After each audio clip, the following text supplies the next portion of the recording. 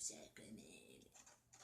Considerada desde sempre um homem falhado, ser ocasional, ser relativo, vivendo num mundo de homens em relação aos quais é definida por uma falta de qualidades, cumprido as suas deles leis, voluntária ou involuntariamente, educada desde a mais tenra idade para a sua função de matriz. A mulher trava hoje uma irreversível luta de libertação, tanto mais difícil quanto há nela a consciência de classe que torna solidários os negros, os proletários ou os judeus. Com efeito, e usando as palavras da própria Simone de Beauvoir, as mulheres vivem dispersas entre os homens, ligadas pelo habitat, pelo trabalho, pelos interesses económicos, pela condição social a certos homens, pais ou maridos, mais intimamente do que às outras mulheres. Burguesas são solidárias dos homens burgueses e não das mulheres proletárias brancas. Dos homens brancos e não das mulheres negras. Salvo raras exceções, só muito raramente a mulher tomou consciência de que a sua singularidade, face ao homem, não era um defeito, mas tão somente uma diferença. Para essa tomada de consciência, muito contribui a publicação em França de O Segundo Sexo, numa altura em que os movimentos feministas se limitavam a exigir o direito de voto ou a igualdade de salários, sem pôr em causa o problema muito mais profundo da condição feminina que, para Simone de Beauvoir, não é inerente à natureza biológica da mulher, mas fundamentalmente imposta pela sociedade. Portanto, exigir o reconhecimento da mulher como ser inteiro, responsável e livre é de tal modo revolucionário que põe em causa os próprios fundamentos da sociedade. Simone de Beauvoir, O Segundo Sexo. Esta edição é da editora Bertrand, das publicações Bertrand portuguesa, tem 2 volumes. Eu sei que aqui no Brasil tem não lembro agora qual é que é a editora, se é a Companhia das Letras ou outra, que é num volume só, que é bem grandão. Eu já encontrei na biblioteca do Sesc, aqui de Campinas. Este é o primeiro volume, eu estava lendo o segundo volume e perdi-o no ônibus. Quem o encontrou, espero que tenha tido muita inspiração. É importante ler e é importante nós termos referências, inspirar-nos nessas referências ou falar assim, já não concordo mais, já não faz mais sentido, ou essa referência ser uma pontinha para outras, para buscarmos outras coisas, outras referências, outras leituras. Então a Simone de Beauvoir foi uma escritora, filósofa francesa, parisiense. Também há a biografia dela. Eu pessoalmente gosto muito de ler biografias, saber quais são a trajetória da pessoa, né? Ela é de origem aristocrata, embora a família dela fosse a parte pobre dessa descendência aristocrata.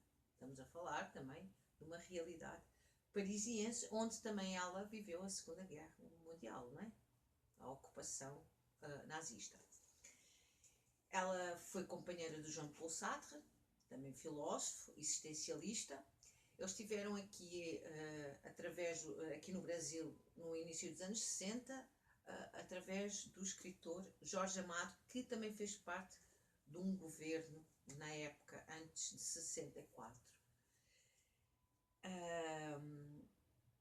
É uma referência a Simone de Beauvoir, porque ela é uma precursora, uma pioneira do pensamento feminista, embora eu, pessoalmente, já conhecendo um pouquinho, li a biografia, li outras coisas de Simone de Beauvoir, também tem vários documentários e falas dela no YouTube.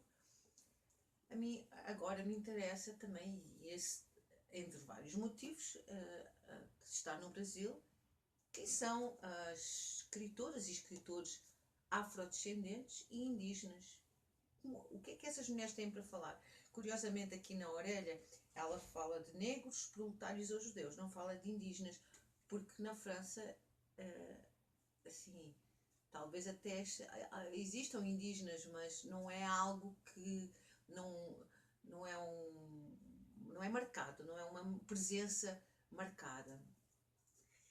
E para mim é muito instigante agora com esta ferramenta da internet encontrar várias escritoras e escritores indígenas.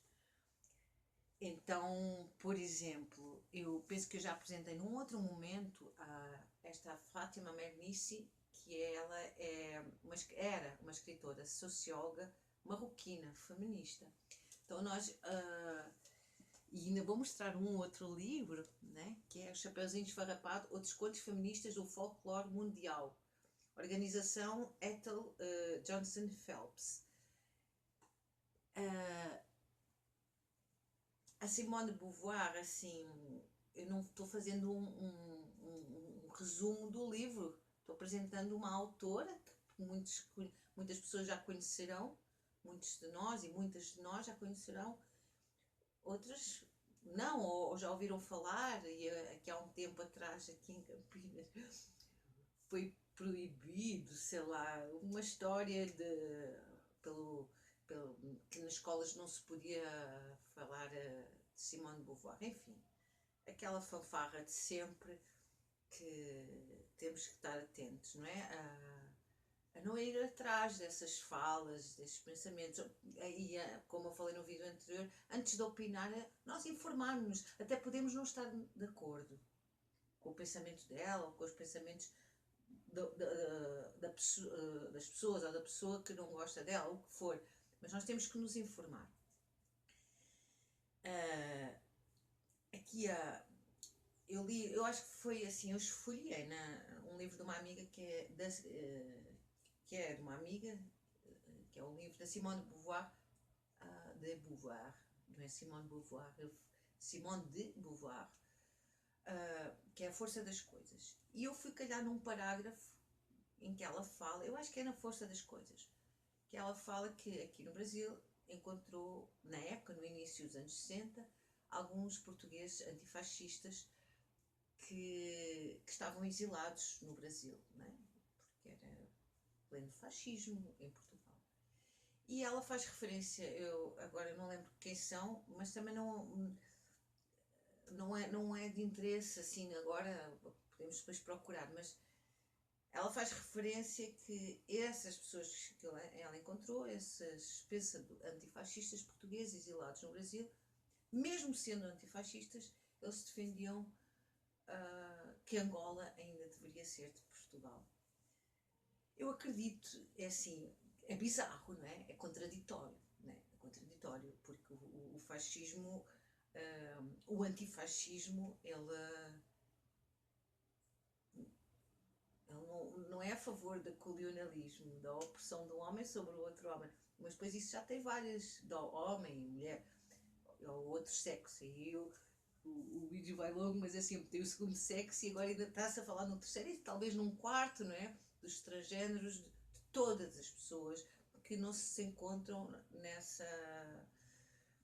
nessa questão de género, se é masculino, se é feminino, e hoje já se estão a pensar e as pessoas já estão a afirmar isso nas suas vidas, à custa de muita luta, e aqui no Brasil existe um índice de assassinatos por conta da homossexualidade, ou seja, da homofobia, de pessoas trans que são agredidas, até assassinadas, e isso é muito grave.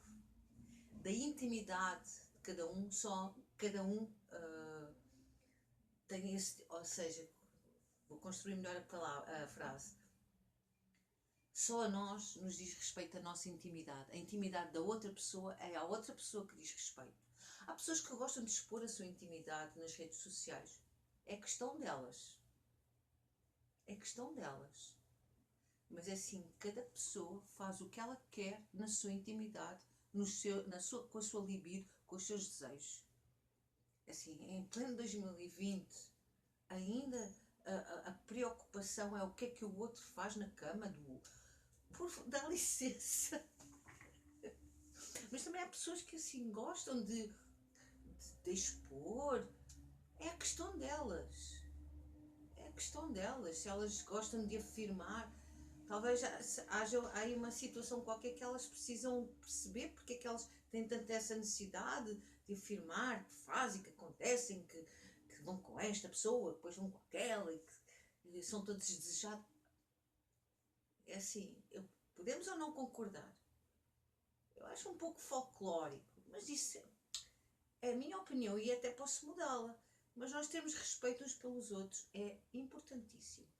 Mas é assim, para finalizar, ela falava que esses antifascistas não achavam que Angola deveria continuar a ser de Portugal.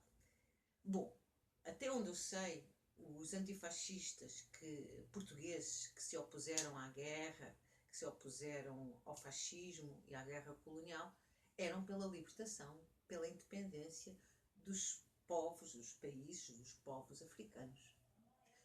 Zeca Afonso, Zeca Afonso, Luís Cília, José Mário Branco, várias pessoas.